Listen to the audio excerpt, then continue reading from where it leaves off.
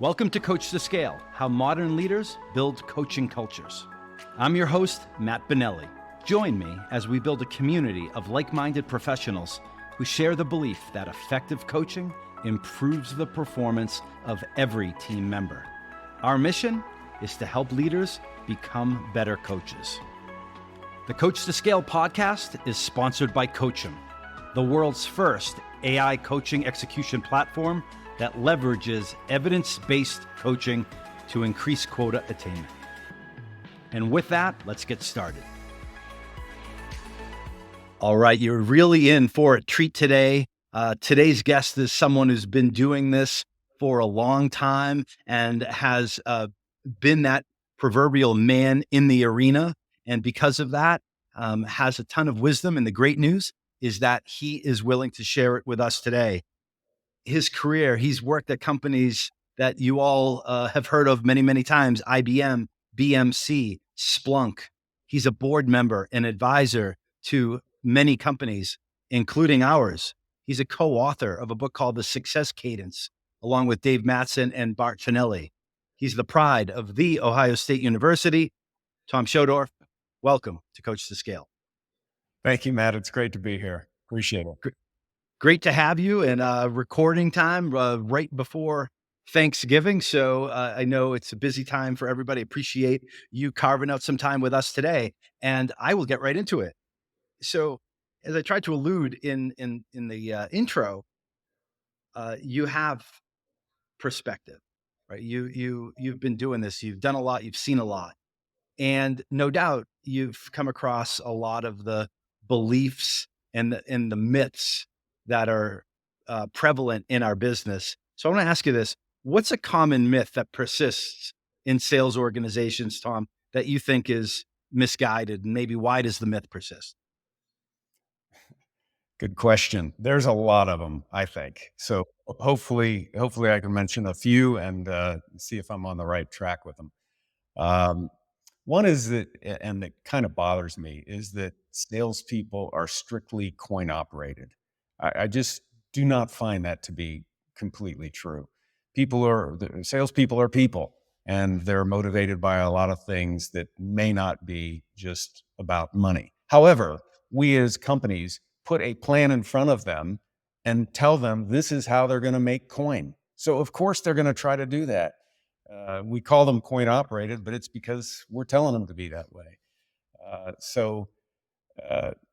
That's why I think it's also super important to construct a proper sales plan, which could be a whole nother topic. But I think that's one of the myths about salespeople that is sort of bothers me because it makes them sound kind of cheap. But another myth would be that they're prima donnas or that they only care about themselves. And I would say to that, only if you hire them that way. Or Some are, right? Well, it's of course.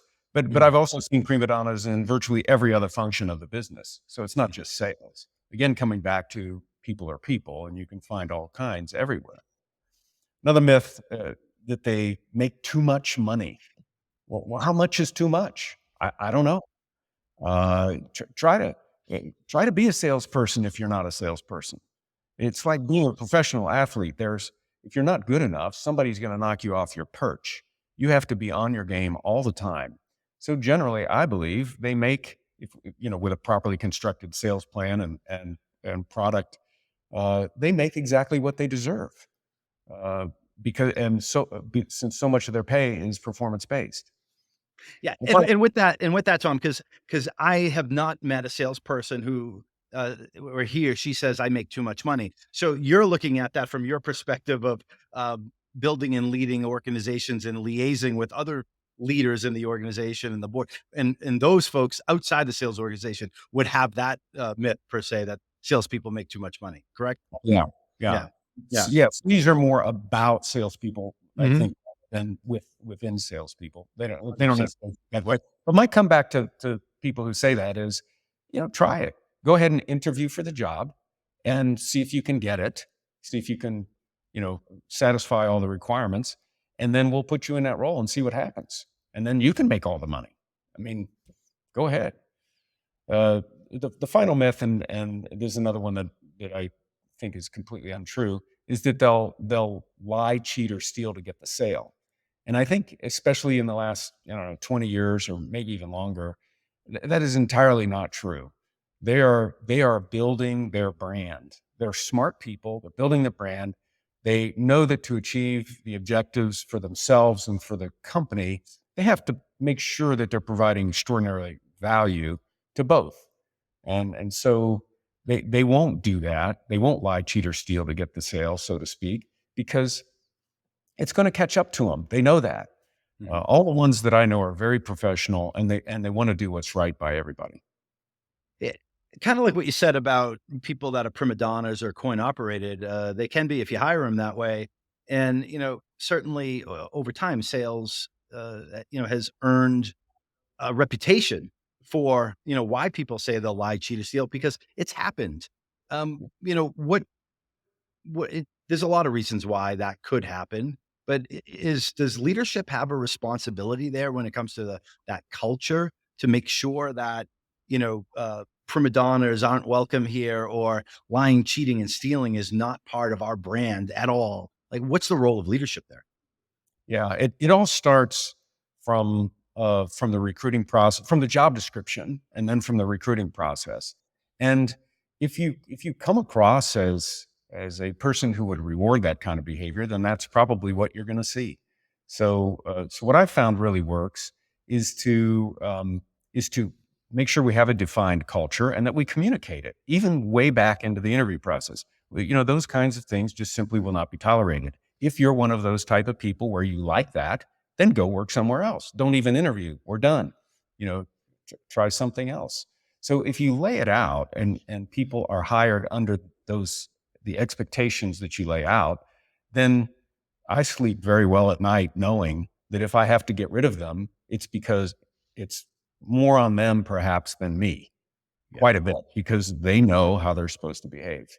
They And know because they know because you've told them and you defined it. It goes back to the axiom, you can't get mad at somebody for doing something you didn't tell them they couldn't do, right? You lay it out there, then they do it, and then, "Hey, look, that's on them. That's your fault. That's not my fault."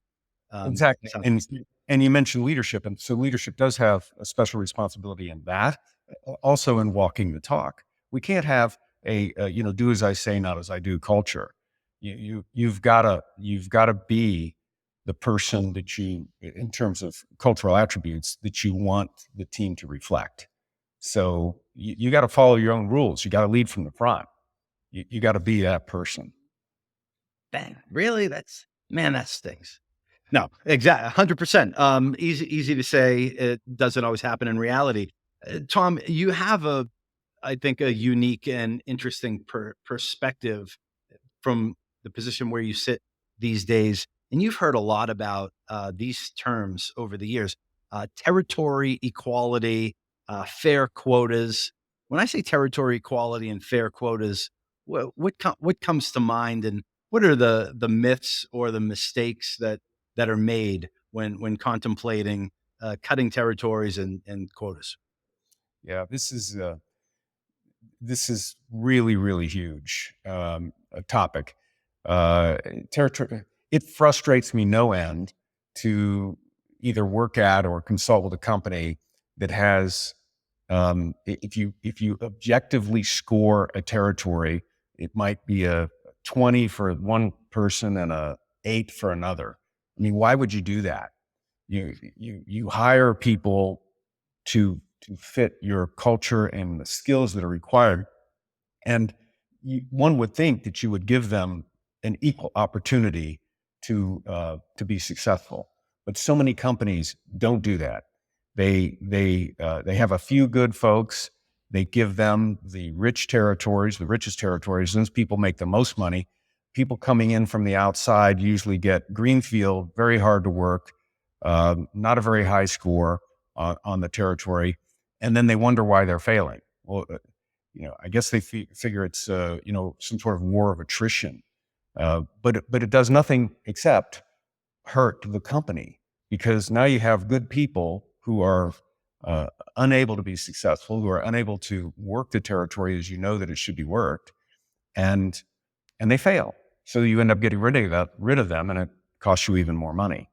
Much better to have an objective scoring around a territory based on a few factors that are very much related to your product and product market fit, and then try to make those fairly equal.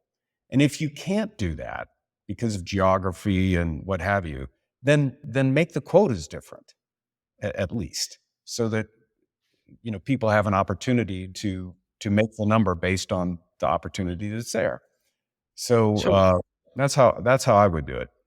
so here's the situation, right? And you've no doubt come across this more than once. A senior person leaves, and he or she's got a group of accounts, and they're bringing somebody, so they got to hire somebody. But oftentimes, what happens is the leader will take the top, the best accounts, the A accounts. They'll divvy them up with the top performers or their their buddies or whoever's there, and then they'll strip the territory of all the good parts, and then they'll bring somebody new in, but they'll give them the same quota as the person had who was the top performer who just left, but without the ingredients and the opportunity to be successful, right? Have you I'm assuming you've seen that happen, maybe I'm not, but, It, does it happen? Why does it happen? And what's the problem with doing that? it happens all the time, and I think it happens because the CRO or the RevOps leader or the CEO, whoever is responsible for such things, that lacks the courage of their own convictions, lacks the courage of their company to provide the tools necessary for people to be successful. They're afraid to make the tough call. And it only hurts the company when you do that. You can't scale under those circumstances at all. You end up with attrition because you give the new person some crap territory, and then they leave, and then you wonder why your attrition is so high. And of course, that costs incredible amounts of money in terms of lost revenue, as well as wasted expenses on those folks. So yeah, that happens all the time, and unnecessarily so. What about this account that's, let's just say it's a fruitful account that's, they've been a client for a while. They're always interested in learning, how the technology can benefit them. They're always willing to evaluate new products that may come out. And so that would be like a customer in this particular business. How can bringing a new person on board and giving them that, what about looking at it through the lens of that new person? Is there a benefit to that person if you're hiring the right person coming in and having an opportunity to work with a client like that and be able to, showcase their skills and learn by doing instead of just knocking on doors that, may be locked or no one's home? I mean, what are your thoughts there? Well, it's like there's so many analogies to sports, but it's kind of like that. You got to give people the opportunity to have the ball, and if you don't, they're not going to score a touchdown or a goal, or whatever sport it is. So yeah, you have to have faith that your process works, and then execute against it. If you find that you made a mistake, of course, then correct the mistake. But you got to give them a chance. And the people who are your previous top performers will still perform well, even if they have some territory taken away, because they don't have the time typically to work the whole territory anyway. So it Right. sort of comes out to if they have 20 accounts, their number 5 top account, they're not even getting to. But you could Yeah. build a whole core territory around that for a new person. And then it can get even better from there. Instead, we tend to give them, or some companies tend to give them, the 18th, 19th, and 20th account, which really is, kind of dirt. Okay, so and I'm pulling at this thread a little longer than I normally would because I see this problem persist a lot. And so the scenario would be okay, where they strip the territory of all the let's say the A accounts, and they're giving them, like you said, the 22nd, 23rd, 24th type accounts. but they say, but we're going to hire someone more junior.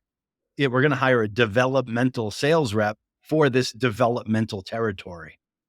I see that all the time. What's the problem with that? Well, it it sounds like what they're just trying to do is save money. Like it sounds like what they're doing is putting somebody in place because someone told them to hire a bunch of salespeople rather than matching territories and opportunities to what they really need, which is a salesperson to work those, their ICP, so to speak, their ideal customer. You're paying them less, you're getting a junior person, you're asking them to make something of these territories that are not in the ICP, and you think you're winning because you're paying them less money.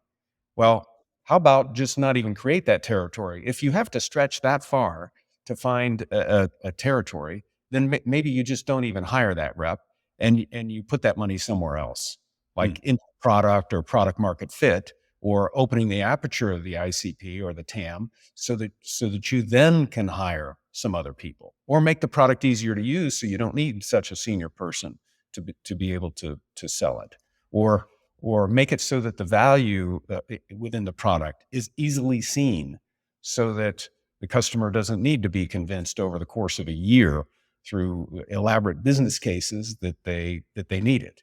So there are many ways to attack that, but I think the gist of why it happens is that somebody somewhere in the company, whether it's accounting or the board or the CEO, is looking at, oh, sales rep territory, just apply it. Don't pay them much. Hire a junior Right. person. It doesn't work that way unless all of the other elements of the company, all the other functional elements of the company are positioned to be able to take advantage of that territory. And you talk about all the functional elements like working, and before you mentioned something about trusting the process. And this podcast is called Coach2Scale. So we're talking about coaching here. Tom, you've been an inside rep, a field rep, an enterprise rep, a transactional commercial rep. You've worked your way up several layers of management. You've run business units. You're the advisor to many companies now. Along the way, is there any level of commonality in all the coaching that you've done over the years, regardless, Tom, of your position or of even their position? Yeah, there really is. No matter who you're coaching, uh, it's you've got to know the person. You've got to know what their role is, what their goals are, what motivates them. Just regardless of role, of level, of anything. You've got to know that, and you've got to know your business and how their role fits within the business.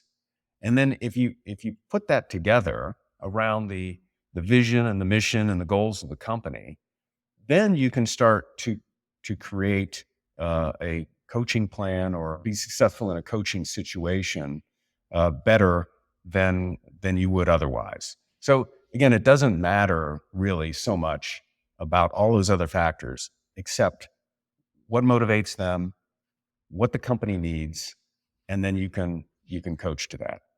An example, if I could, Please. I was working with a CRO who was absolutely brilliant.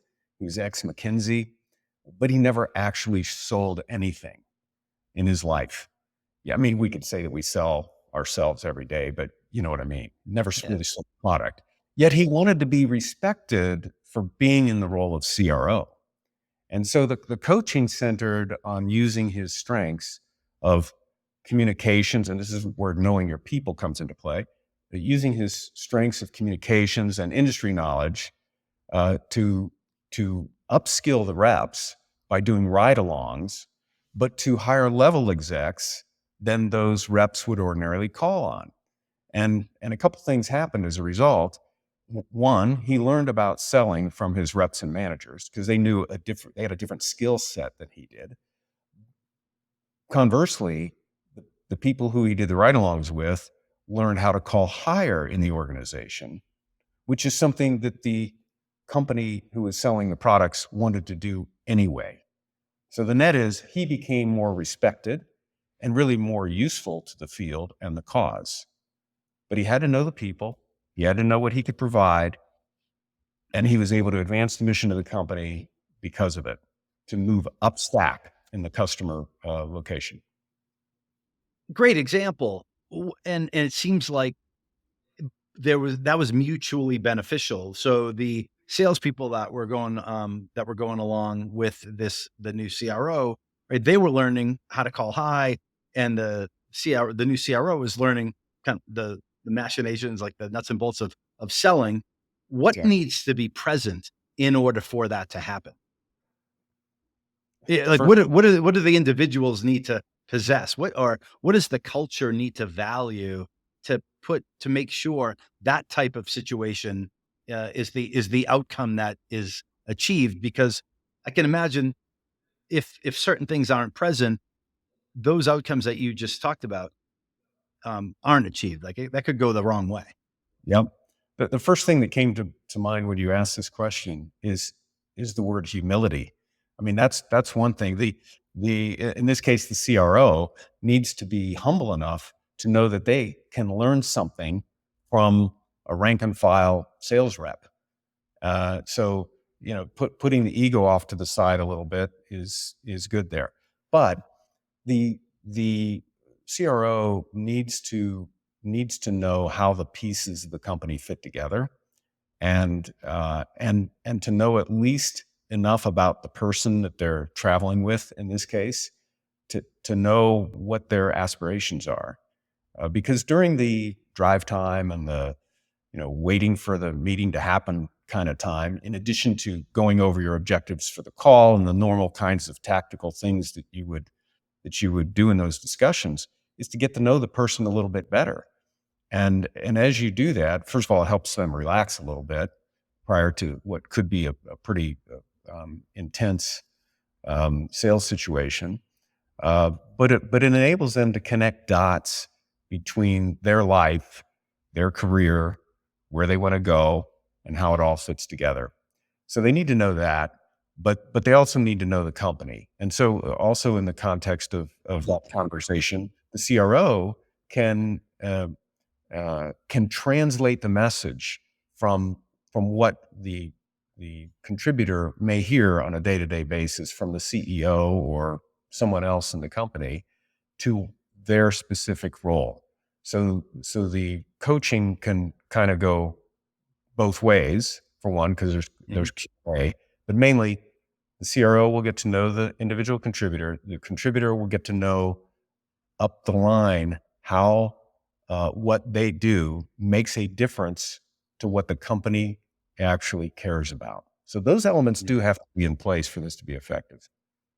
And so you said a couple things there. You talked about getting to know each other, getting to know the individuals, and that breaks down walls. And the other thing is about, I think, ties back to purpose. I think people want to know that what they're doing is helping the organization achieve something even bigger. People want to belong to something that's bigger than themselves. But this is a lot of work, right? It's viewed as a lot of work by leaders, like, at all different levels, not just the CRO, I mean, even down to the frontline manager, that the time it takes to get to know somebody. Where do a lot of leaders maybe get this wrong, and kinda why? Well, I think a lot of them are trying to check boxes rather than go with the intent of, in this case, coaching. They're told by HR or by their boss that they need to do a one-on-one with their people every Mm, week, or that they need to get to know their people, or whatever, or every quarter or every year fill out this performance evaluation. So they do that because they're told to do it, and they tend to then manage by the rules instead of maybe a little bit of intuition. Uh, I would say, less on the rule side, more on the bigger picture stuff. Um, so I think that's why it happens. We've put maybe in some cases too much science into our businesses, and the science ends up manifesting itself or showing itself up as forms, you know, software programs that people are selling that you can maybe automate it a little bit, but are not really getting at the intent. So those things are fine as long as it gets to the intent. They're not so good if it's just if it's just rote, if you're just doing it so you don't get in trouble with someone. So Sure. you have that culture. It's really part of the culture. You really have to have the culture of, I'm doing this because it makes total sense to the company, to our customers, to our employees, to our business, to coach. And I got to I got to show enough empathy and interest to uncover what really matters. And Tom, you talk about the empathy and interest and doing what makes sense. Like it's just common sense, it's logical. But sometimes when the pressure is so great, logic and common sense get tossed out the window. And there is a lot of pressure in the business. In fact, many would say it's at a very high level, one of the highest levels right now that it's been in a long time. I think the average tenure for a sales leader for a CRO is less than 2 years against 1.7 years. And a lot of times the leaders, they blame you, not you personally, but people like you, people on the board, the CEO, the board members, and they say, I can't be I have to be this robot that's focused on the numbers and being a driver because that's what the board and the CEO, they don't care that if I know you, they don't care if I'm empathetic. They need results. And so, like, what a lot of what we're talking about is a little bit of the long game in the sense that, yeah, it's common sense, but it takes more time to get to know somebody. It takes more time to get, to explain what they're doing fits in and, give feedback and things like that. So a lot of people just give it up. Like they just don't do it. Why is the juice worth the squeeze when it comes to this whole coaching thing? Well, because it gets results. I mean, that's the uh, simple answer. But kind of to the long game versus getting immediate results.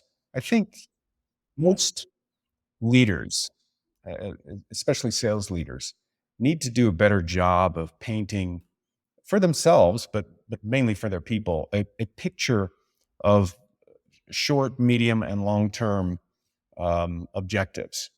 And this isn't that hard to do if you have any level of experience in the field. And you tell your folks, here's what we're going to do now.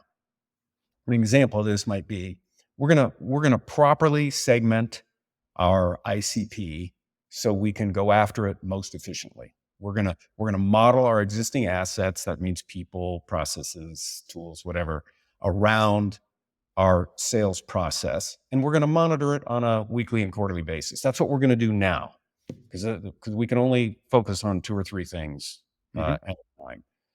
However, in doing that, so that's the short term thing, but in doing that, they can describe that in 6 months we're going to be looking at something else. We're going to not something else, but we're going to looking at additional things. We're going to be layering something in. We're going to be looking at an enablement program that is going to help you achieve the skills that you're going to need at that time. Because you've Hmm. seen our roadmap. We're coming out with some new products, some new messaging. We're going to do that, and we're working on that right now. We have another team working on that. Also, tell them that in about a year or two, we're gonna double in size. Now, I don't want you to be all wigged out about that, because we're gonna continue to train just as we've done in the past. We've earned that trust, but we're gonna need more managers. So knowing you and your aspirations for advancement, you might be able to be put in consideration for one of those roles, especially since our culture is based on hire within. But I need everyone to step up now to a couple things, and that is to to go after the things that we just described as the things that we need to do now: the proper segmentation, modeling the assets, and getting into our rhythm and cadence. but I need you to have an eye for the things that we're going to have to do medium term and longer term, so that we're not doing things now that are counter to that. In fact, we're doing things now that are easy to do now that position us to accomplish those. And you find that when you do that, you will start to see tangible renal results even now, because you're giving them the vision of what it's going to look like, and they start to buy into that vision, and they go, oh yeah, okay, I see that, and they actually will do a better job on the stuff that you're asking them to do now than they would otherwise, when you don't give them the medium and the long term vision. So you're laying the groundwork, you're maybe making the playbook, you're telling them how the playbook is going to be a little more involved or perhaps even complicated later, but you're giving them the confidence that we're going to give them the tools to be able to do that. So stay with us. It's going to be great, a great ride, but here's what we got to do now. Usually the short-term results end up happening anyway when you do this. And you're also painting this vision. You're talking about the why behind it, and you're creating the possibilities. You're creating possibilities for people down the road too. For example, if you're doubling in size and someone's working really hard and is contributing meaningfully to help you get there, well, something good might be there down the road for them as this organization doubles in size, right? So there's a lot of positives that can come out of the situation that you just discussed. Now that said, though, there's a lot of fears when it comes to when it comes to painting the vision. Just fears in general. These irrational fears impede leaders' ability to do things that they know they should be doing. Um, what are some of those irrational fears that you believe may be harbored by too many sales leaders? Yeah, I'll give you one kind of external one, although it could be internal as well, and then one that's pretty close to home with sales leaders. First one is that I believe one of the irrational fears is that they feel that they have a weaker hand than they really do in any negotiation, and this could be external and internal. First, the external with a client that says, we're going for $1 million deal. The client says, the competitor is offering it for 400,000, and so a lot of We'll times, do it for 300,000. yeah, we'll beat that Yeah. because my boss said, do not lose any deals to price this quarter because we really need it really bad. It's urgent. Well, we, more often than not, we have a stronger hand in negotiation than we think, especially if we did our job right, if we believe in our process, if we have the courage of conviction, if we, have done the right things through the sale to prove value, we probably have a stronger hand than we know. Now, that doesn't mean we should be obnoxious or arrogant about it. It just means that it's just not true that we are the weaker hand in these negotiations if we did our jobs right. We just have to make sure we've sold value, we've connected with with the appropriate people, and we've helped the economic buyer, but others as well, to believe that we're going to be able to help them achieve their goals with our solution. That's usually the primary things that it takes. So if you have that confidence that you're talking about, it's a lot easier to say, well, I appreciate you bringing up that situation and telling me about the competitive bid. Wow, it sounds really good. Why wouldn't you just go with them? Yeah, Yeah. the multiple one strip line right there. I mean, Yeah. Why not? Yeah. But you why got are to be we? confident. Why have we even gotten this far in the sales process if that's where you're going to go? Why have you wasted your time? Yeah, there's all kinds of things that you can say there, but all along those lines. But so that's one of the fears I think that's harbored by sales leaders in the back of their mind, and a lot of it is caused by what we were talking about earlier, is the pressure on short-term results. We think that we absolutely need this deal, or the entire world's going to fall apart, and we can't feel that way. We have to be a little bit fearless. As Again, as long as we did the right job leading up to this point. If we didn't do the right job leading up to this point, then yes, we should be in fear and we should probably be fired. I agree. You should be kept up at night. You got to do the work. You got to do the work, I think, is what you're saying. So that was the external one. I think there's an internal one too, right? Well, there's another one, and that's maybe this is the negotiation kind of internally. A lot of times, sales leaders, I see this a lot on frontline managers, but even higher up, they feel that their top performers are going to quit on them if they have a hard conversation with them, or if they raise their quota, or if they cut their territory, or what have you. And I think that's somewhat irrational. Again, if you get um, to know your people and know your business, you know that you start to realize that top performers don't necessarily quit for those kinds of reasons. They're it's a lot more complicated than that, or a lot more nuanced than that. But reps tend to make more money, and you can prove this time and again from many experiences out in the field. They tend to make even more money when they focus on fewer accounts, assuming that you have a decent product and all that. Especially, the big accounts with more complex sales. That's been my Right. experience forever. We've cut territory, and these people keep making more money. But the benefit of doing that Oh, is that and Tom, and they're gonna bitch along the way, right? The top oh performers, like no one, everyone, if they're good, they're always gonna, oh, you can't take that away from me, right? They're gonna create that environment that plays on the irrational fear of the leader. Would that be fair to say? yeah, in fact, I was chuckling because that's kind of one of the myths that is true, is that reps are always going to complain about stuff like that. That is Cool. not a myth. That is true. but but with these reps, a lot of it comes down to trust and leadership, and of course, that's going to be enhanced by their perception of your ability to lead them on a path to get to where they want to go in their career and their life, which is why you got to get to know them. Um, but also you don't want to cut the territories too fast on reps, even your top performers. And it's not just like boiling the frog. It's just being fair. You don't just hack it up for the sake of hacking it up. You gotta look at their territory. You gotta score it. You gotta see if they can still make money on it. And what I would recommend you do as well is, even in spite of all that and taking away some of their patch, still leave them a little bit more than you would have otherwise, because after all, they have been working that territory for a few years probably. And if you have a long complex sale, this is about when they're to pay off. So let them make a little bit of money. Just make sure that they can handle the territory that they've got. You just don't want to hurt the company by allowing them to be holding 80% of their territory just in case a bluebird comes in, and those accounts aren't being worked at all. So you need to do what's right for the company, and that means pulling those accounts away. Hmm.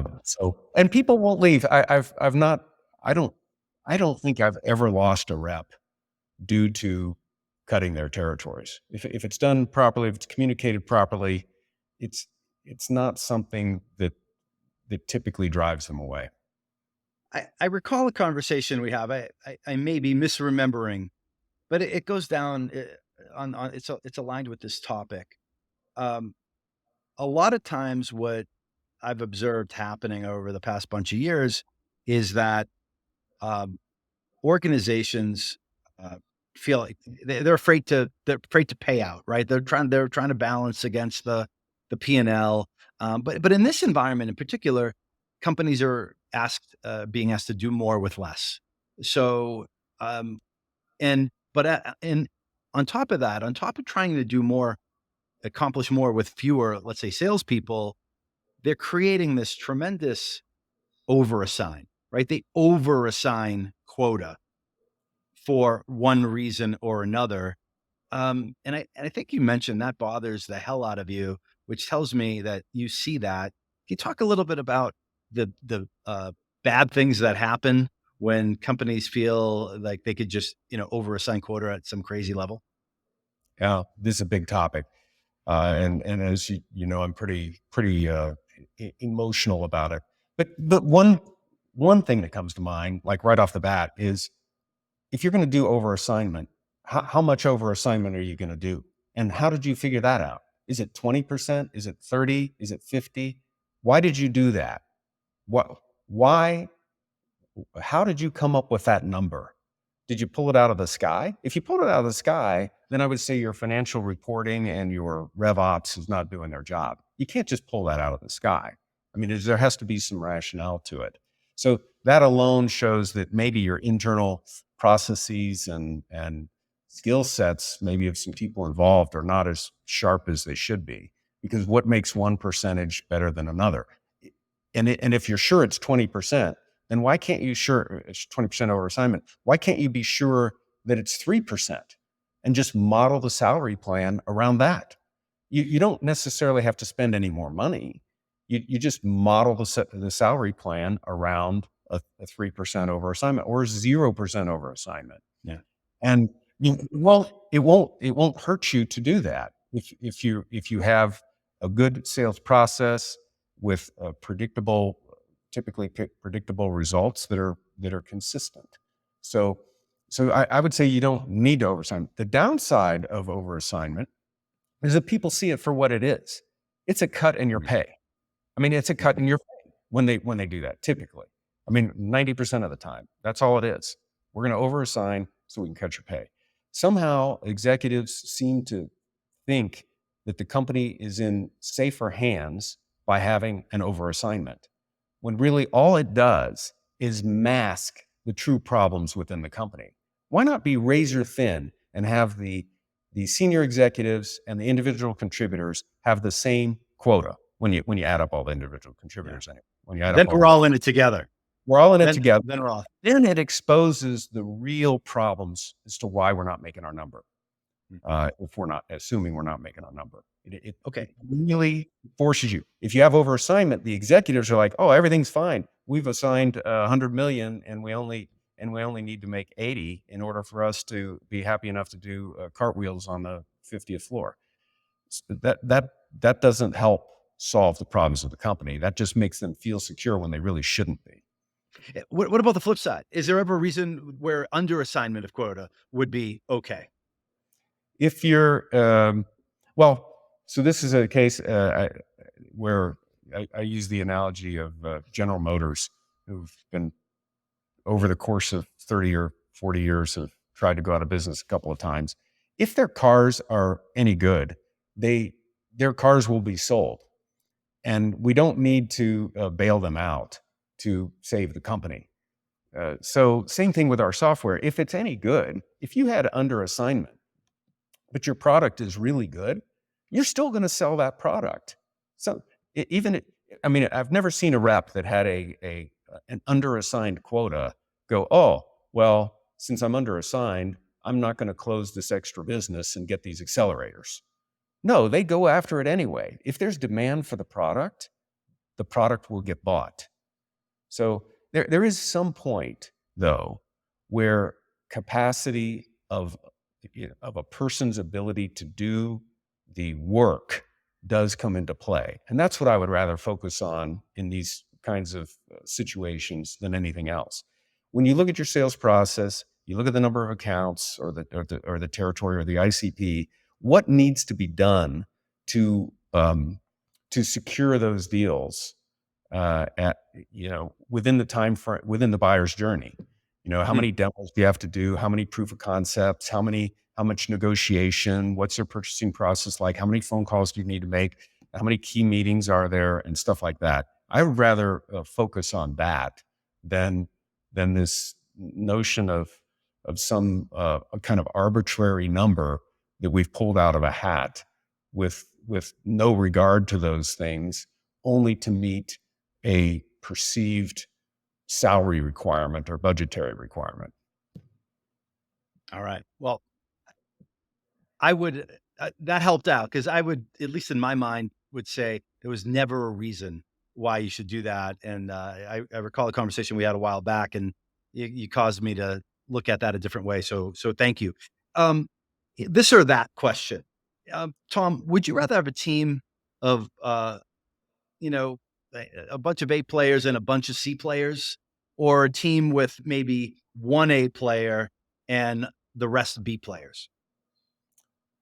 I would take the latter. I would take the A and a bunch of Bs, um, mainly because I believe that Bs can be improved upon. Cs, it's going to be a little tough, uh, but Bs can be improved upon, assuming they have the will to be improved and or to get better, and that we have an enablement program that trains them up.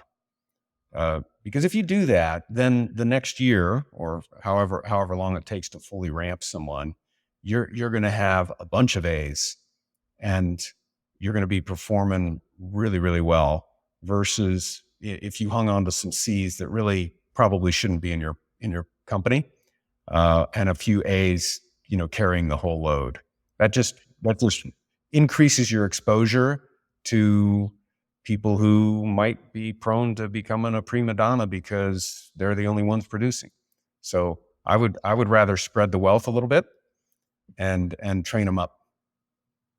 So it requires that you have confidence in your ability to train them up, because I think a lot of leaders might say, you know what, like they might not say it outwardly, but they think, hey, listen, if I have fifth, half 5 A players or 50% of my team is the people that are performing, I don't really care about the rest, because these five or so people, these A players on my team, are going to drive the performance anyway. And it's almost like, again, they won't say this, but it's like, uh, if I get anything out of these C players, it's gravy. Maybe a blind squirrel will get a nut once in a while. But you're saying that's a risky proposition. Yeah, because you can't take a C to an A. That's really really hard to do. So when you double in size, are you still relying on those same A players? And then when you double in size after that, are you still relying on the same A? At some point, we come back to what we were just talking about, which is the capacity of a person to be able to develop and secure deals in a territory. They just cannot physically do it. So you need to have more breadth if you want to scale the business. And the way you get the breadth is by getting people who are probably, for lack of a little bit of skill, can be skilled up with more at bats and more success. Then they can become A's. But it's very very difficult to take the C's to the A's in a year or two. It's probably just not going to happen. Okay, so you have that team of A's and B's. You got to skill them up, train them up, coach them up. That takes time, and there's a lot of time wasted in this business. And I heard you express your concern about that. Also, Tom, where do you observe a lot of time being wasted across sales organizations that you work with? Other than the normal bickering between functions because they don't understand what the goals of the company are, Oh, the corporate salute. It's yeah, marketing. It's ops. Yeah. we'll just assume that gets taken care of. Um, I see, especially recently, we've really emphasized. There's a couple areas. First one is on prep. Prep is very important, and I think we've done a good job as sales leaders to emphasize that, especially with complex selling, you need to prepare for those calls. But I see often that people are overthinking that. At some point, you just need to act. You need to do. So an example of this is, instead of doing a 2 hour role play for a call that you're coming up with, just do some bite-sized ones. As you're leading up to the call. What would you do in this situation? What happens if this person shows up at the meeting? And then maybe even get on the whiteboard. What if they ask us to describe this part of our solution? How would you describe that on the whiteboard? And just literally get into it. 5 minutes here, 5 minutes there, and kind of, you can reflect then a little bit better, and I believe you absorb it better and you learn it better. You're probably 80% there in 10 minutes anyway, in terms of accomplishing what you need to do. So just do it. Don't spin your wheels on trying to get something perfect. Now, I'm not saying that you sacrifice quality. When you're putting a business proposal in front of a customer, that's got to be super tight. It's got to be, have all of the differentiators, the value props, here's what we're going to do kinds of things in it.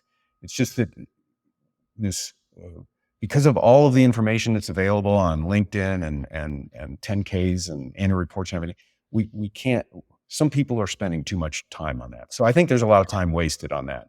Yeah. Um, So I laugh because, I think about my drill instructor, in Paris Island chirping in my ear, proper planning prevents piss poor performance, Benelli. And then, but also I remember sitting in the bullpen as a newer sales rep, and there was somebody, my colleague was sitting next to me, and our boss came over. And he's like, "Hey," to the other guy. He's like, "Hey, what are you doing?" And he's like, "Oh, boss, I'm reading this, 10K. I'm reading the annual reports. I'm getting ready to call this customer." And he's like, "You seem like you're wasting a lot of time reading a lot of stuff." He's like, "I think what you're really doing is you're employing the strategy of aggressively waiting for the phone to ring. And that ain't going to happen. So you should just better pick up the damn phone." And, there you go. yeah, yeah. That's exactly So, what I'm saying. That's so true. And then there's one more area though that um, that has evolved to the point where it's a little distressing, where there's a lot of time wasted, and that's on uh, different roles. So, sales is a team sport. We've known that for years, and I'm seeing and have seen a lot of poor handoffs between the roles, like SE to rep, rep to services, services to TAM, TAM to CSM.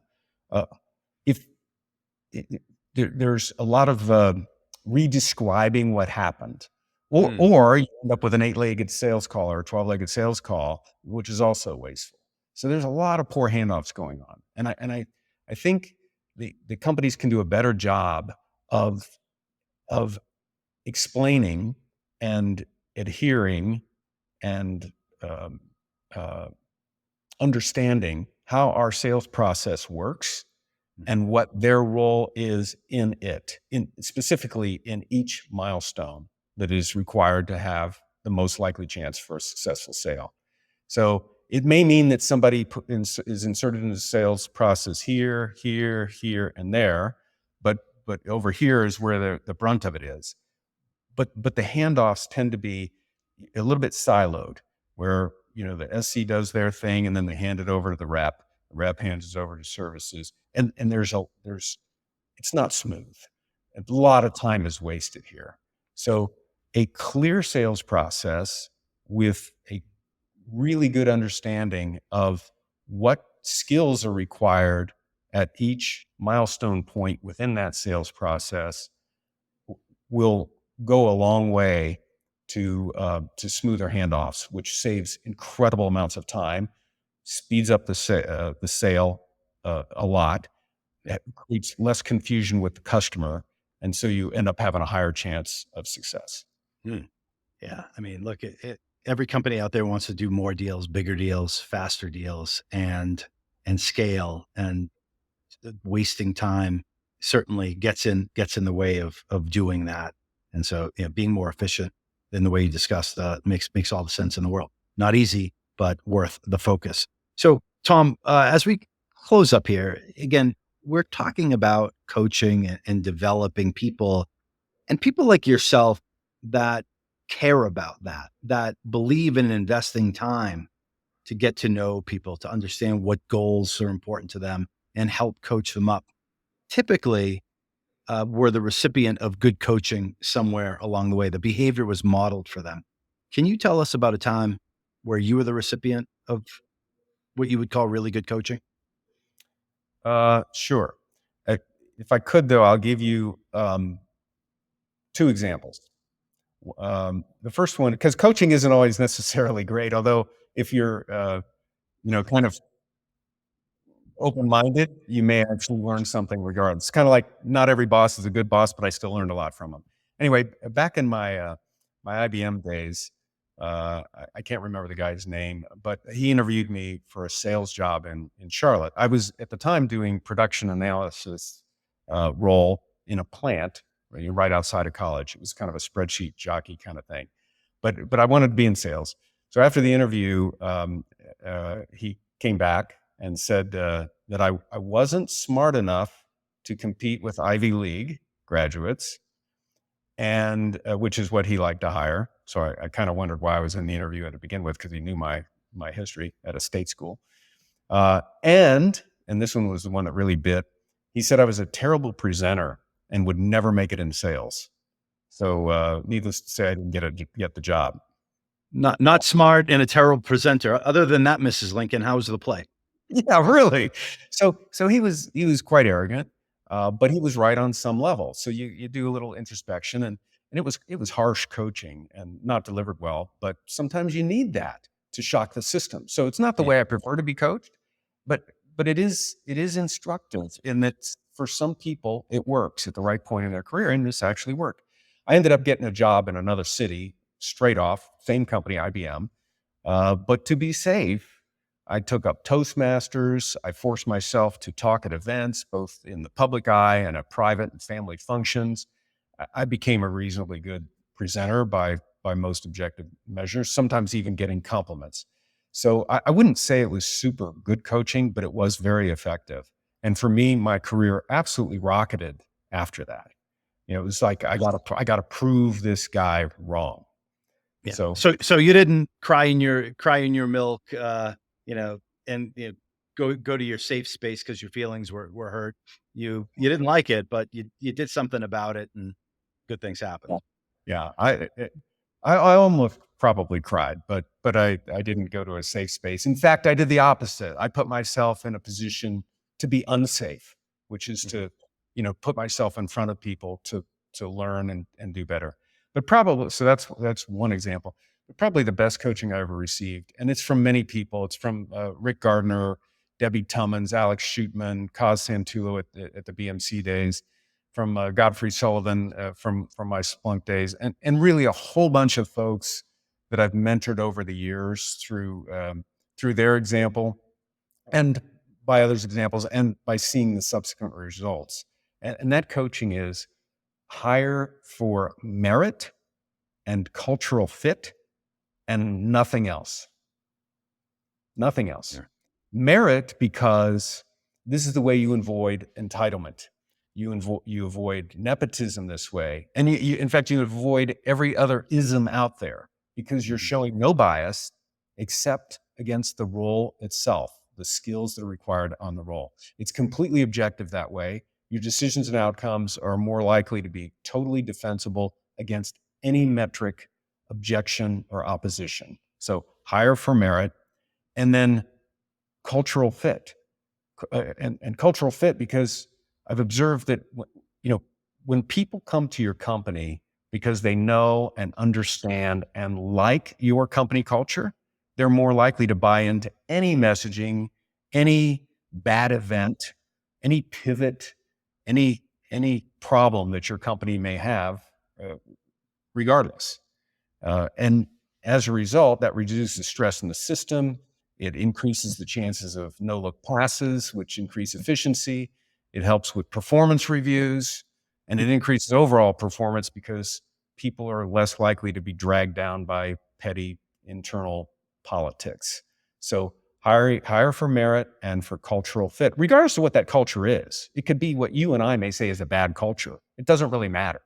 Just just make sure Yeah. that it's something good. Just make sure Hopefully it's not, but it's got to be whatever it is. It is. Yeah. That yeah, makes but it's sense. a matter of it could be a matter of opinion on whether it's bad or not, but it's, but hire for culture. So many times, one more little anecdote on that. When I've talked to managers who feel the need to take somebody out of their organization, Mhm. they and I'm coaching them on it. They they're asking for how to put together a performance plan and all this stuff, and they're talking to HR and they're saying, well, their numbers weren't that good last quarter or this month or last year or whatever. And I'm thinking, is that really the problem? Because I could pick 12 other people who had equally bad performance and we're not firing them. Why are we really, why do we really want this person out of the business? Ultimately, most of the time it boils down to a cultural issue. Mm.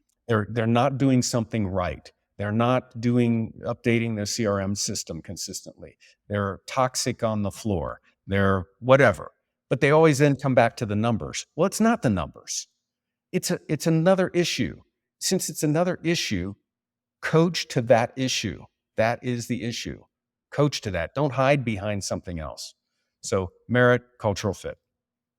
Awesome.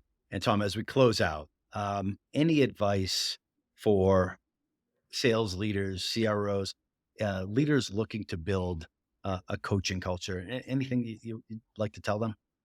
Well, some of it might be a little bit of a summary from what we've already talked about, but uh, I would, you have to know your people in order to coach well, and you have to know your business and their business well in order to connect the dots. So that's one. The second is don't give too much advice all at once, advice and counsel, but do give advice. Some people say use just the Socratic method. You just ask questions. Well, sometimes people want a little bit more than that. They want a little bit of direction. They want to weigh in on your experience and things that have happened to you successfully and not. So don't give too much advice at once um, because again, knowing your people, they may not be able to absorb it all. Just focus on that one issue. Uh, Third, don't be afraid to coach your boss or your peers. Although then it's even more important to know the overall mission, vision, and goals of the company. Because you may not know those people as well because you're not working with them every day, but you still want to and have a responsibility for, in my opinion, coaching them if they need coaching. And then fourth, most importantly, the best way to instill a coaching culture is to lead by example. Coach a lot, coach in all kinds of different situations and settings. Reinforce coaching, things that you said before. If it's not sticking, give examples, and then ask your team, the people that you're coaching, how they're doing at coaching their team. And by doing this, you're instilling that all the way down the line, and eventually you will have a coaching culture, a great one. Wow. Thank you. That's perfect summary and a good place to leave it. Tom, we had a great conversation here. We talked about the importance of getting to know your people, personalized coaching, hiring for merit and cultural fit. Really appreciate you sharing your wisdom with us. Thanks for taking the time. Oh, you're quite welcome, Matt. Thoroughly enjoyed it. Look forward to All chatting right. with you. Awesome. And for everybody out there, hope you enjoyed today's conversation. Please let us know, engage on LinkedIn, like, comment, tell us what you like, tell us what you'd like to see more of. Hit the subscribe button, follow us. And until next time, coach them if you want to keep them.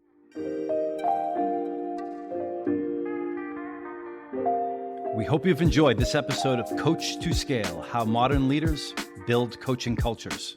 For show notes and other episodes, visit us at coachem.io. That's COACHEM.io.